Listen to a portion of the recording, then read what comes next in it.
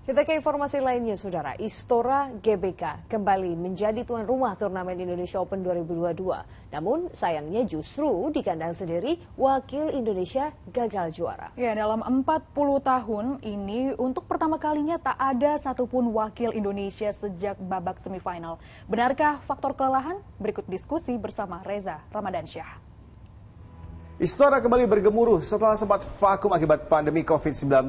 Turnamen Indonesian Open kembali digelar di Istora, Jakarta. Namun sayang, riuhnya pendukung pecinta bulu tangkis Indonesia tidak mampu membawa wakil-wakil Indonesia menjadi juara di kandang sendiri. Bahkan tidak ada satupun wakil Indonesia yang menginjakkan kaki sejak babak semifinal. Apa yang terjadi? Kita langsung saja diskusi. Namun sebelumnya, jangan lupa subscribe akun YouTube Liputan 6 SCTV.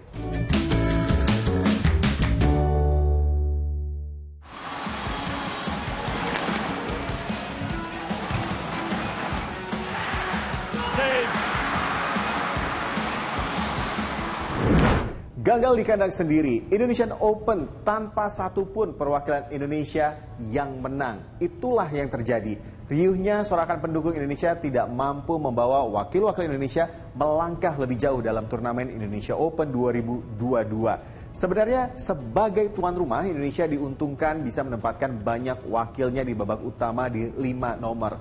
Tapi dalam perjalanannya satu persatu perwakilan dari Indonesia gugur dihadang pemain dunia lainnya.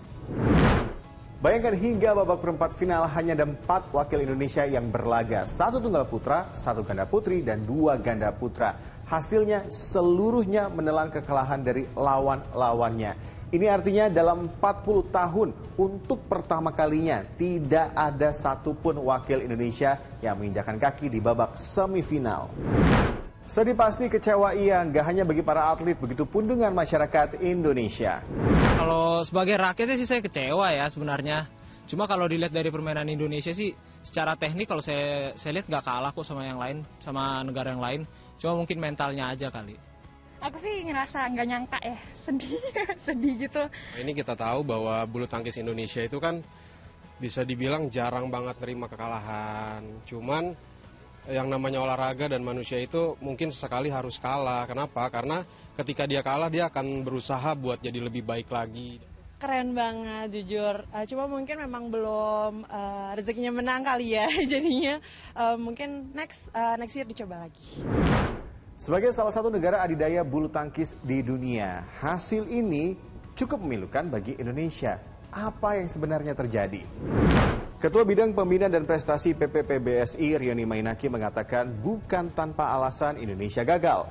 Faktor kondisi fisik turut mempengaruhi sehingga wakil Indonesia gagal di babak perempat final.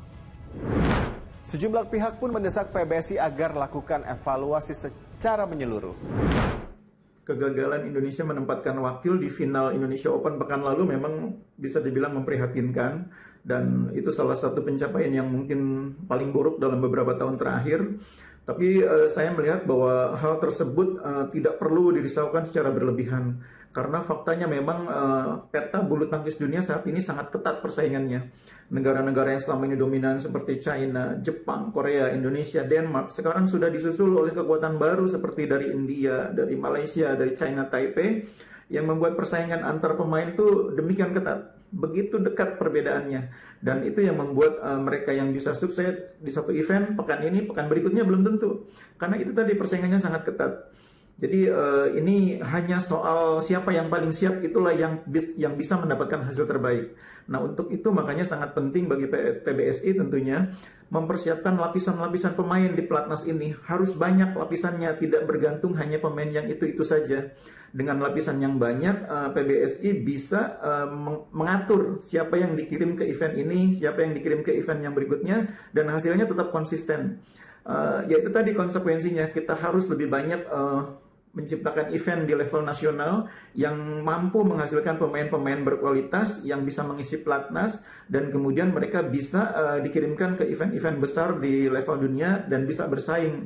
Dan itu akan membuat persaingan di pelatnas itu sendiri pun akan menjadi lebih baik, lebih sengit. Ada semacam upaya untuk terus membuat pemain itu mencapai level terbaiknya, tidak terlena, tidak puas dengan hasil yang sudah didapat saat ini.